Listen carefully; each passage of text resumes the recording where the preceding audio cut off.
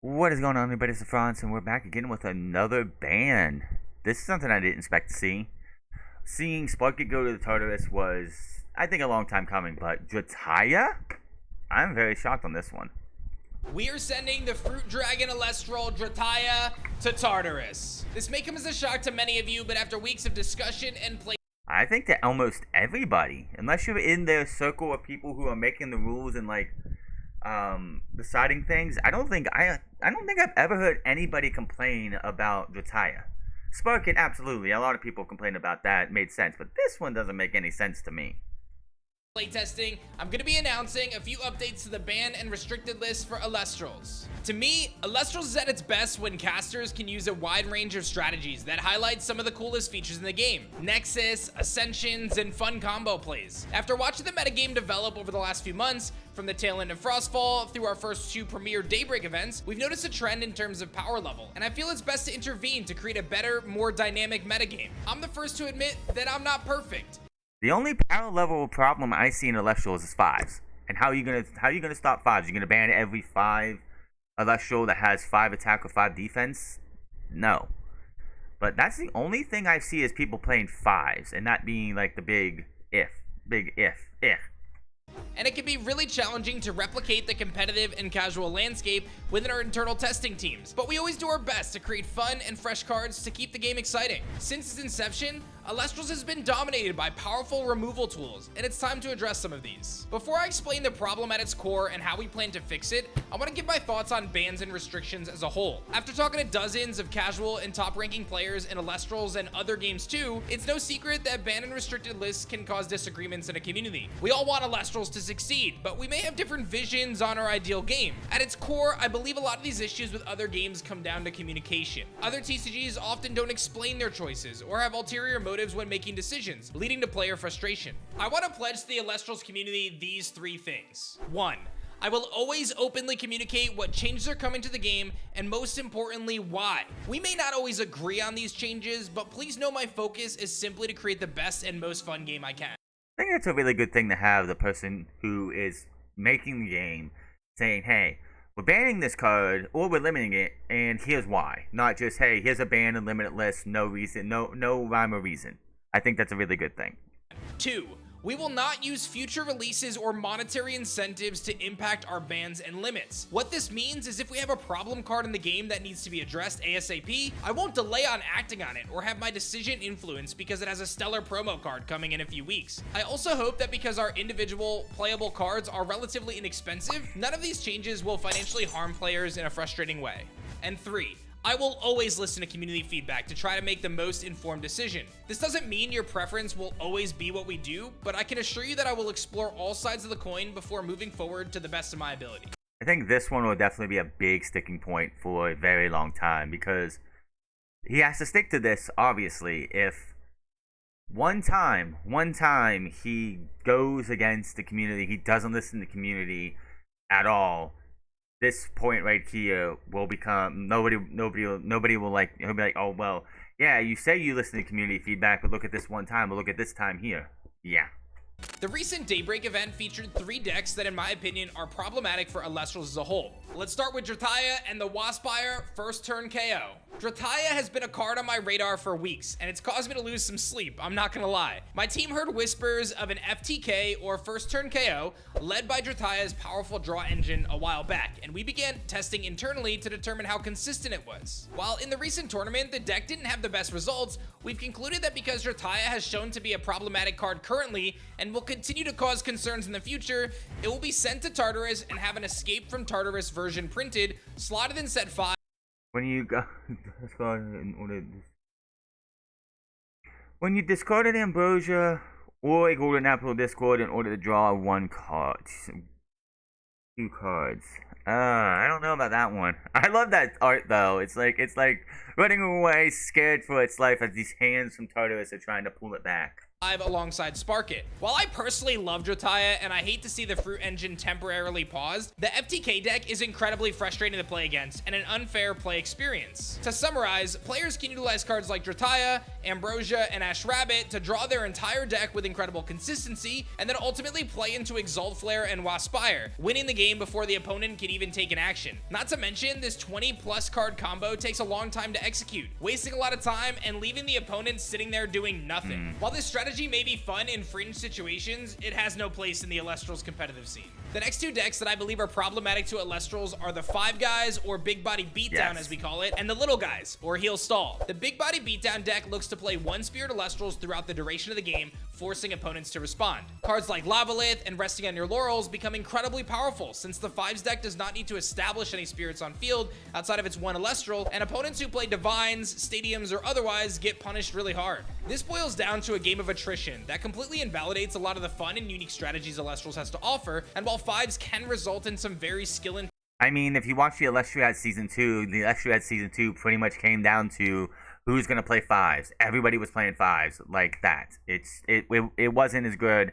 It wasn't as good as Season 1 because most people were just playing 5s. intensive board manipulation. And 5s is so boring to watch. Especially at dueling 5s. It's just so boring. There's no excitement. Could you imagine we have an Elestral Worlds and the finals is 5s and a mirror match of 5s and you're just boring everybody to sleep as we're watching these guys just play one of the most boring decks out there. Yes, it's winning clashes, and yes, it's very powerful, but it's so boring to watch. There's no excitement in 5s. I believe Elestrals would be better off with this deck's power level reduced. Next, looking at the new emergence of Little Guys, a similar strategy that uses the endless removal tools in Elestrals to hold off an opponent's board state and stall them out with Quackles, Sluggles, and more, creating an incredibly frustrating play experience. We saw this deck make a splash in the early base set metagame, but it came back with a vengeance in Daybreak. Both of these decks rely on one thing to gain tremendous advantage, and that's removal. Specifically removal that punishes opponents for advancing their board state. With all that being said, after tons of deliberation and testing, we are going to be introducing a limited list for Elestrals, where cards can be restricted to 1 or 2 copies instead of the normal 3. I can definitely acknowledge that limited cards in other games can be looked at negatively, because it can cause bad feelings when someone draws that one card, but I do strongly believe it's justified in this case, and will create a better play experience overall. This limited list is designed to reduce consistency and frequency of various cards to allow other strategies and cards to thrive. The first of these cards that we'll be limiting to 1 copy is Lavalith. Lavalith was introduced as a card to quell the influx. Yeah, Lavalith is a very powerful. It is the best lith. It is absolutely the best lith. Nobody can argue that. It is definitely a very powerful card. I want a Lavalith. I don't have any Lavaliths. I want 1. I didn't want 3. I wanted 1, and I haven't got 1 yet. So hopefully people who are out there with like 6 or 7 Lavaliths will now be trying to sell at least 1 or 2 of them. That'd be nice.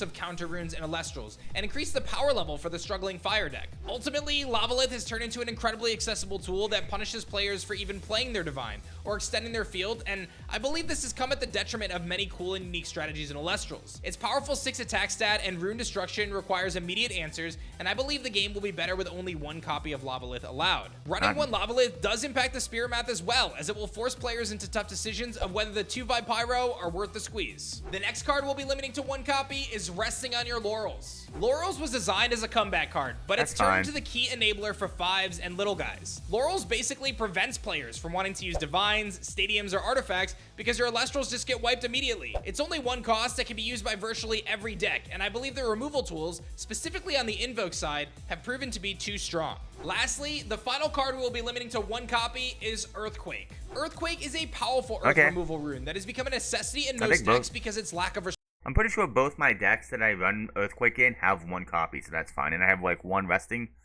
in both decks. restriction. It can, with no drawback, eliminate nearly every threat in the game, and having 3 copies of this card has proven to be too impactful for the rest of the format. Additionally, with 5s and Little Guys losing some of their removal tools, Earth Nexus logically becomes the next best deck, and the reduction of frequency with Earthquake will help bring the power level of that deck a bit closer to the others. One of my favorite parts of a card game is how the metagame can develop over time, how players can look at the recent event results and formulate a game plan to try to counter the metagame. I want nothing more than to encourage and enable this, and I hope that these changes changes to the game will result in a more diverse and healthy gameplay experience, one that highlights all of the awesome mechanics Elestrals has to offer, like Ascensions, Nexus, and more. I want to pop a few cards up on screen for each element that can be used as more conditional removal. All of the counter runes remain untouched, and cards like Kinleo, Veritaqua, Boombat, and Frostmite may just have a little bit more room to shine now. I'll leave the exploration to you as the players, but I look forward to seeing the next tournament results on October 6th. It's possible that in the future, Lavalith, Earthquake, and Resting Under Laurels will be removed from this list, or other cards may join them. My team will continue to test and meet every month to discuss the state of the game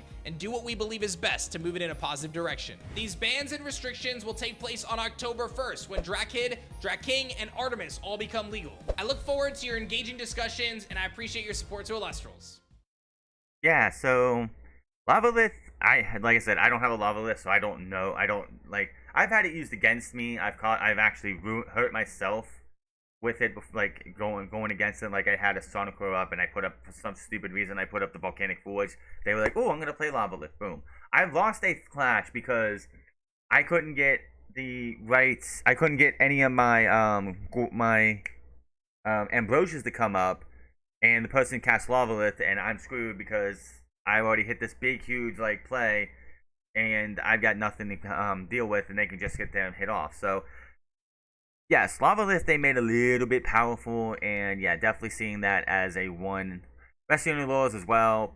It is just like, oh, look at this, look at this. Oh, I'm just gonna play Resting on the Laurels. I got that one. Oh, you put a couple more cards up. Let me do another one. Oh, let me do another one. Earthquake.